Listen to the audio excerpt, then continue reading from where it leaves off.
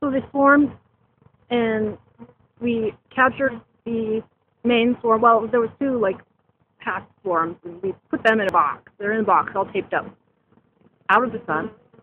And now there's this other cluster that's collecting again. So we're letting them mellow out a little bit first, and then we're gonna try and get them into another box. And it's down closer to the ground, so I'm just standing right now on the ground, and they're right here. I can just reach up and touch them. Pretty cool.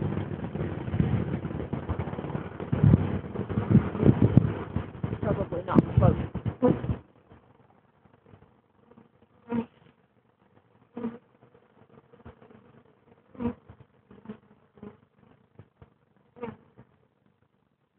See the bees still all buzzing around.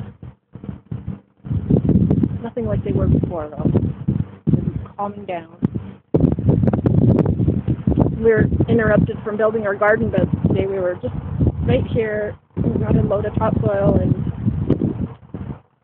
we're filling up the beds, and all of a sudden we noticed the bees acting very busy, and we realized they were swarming. So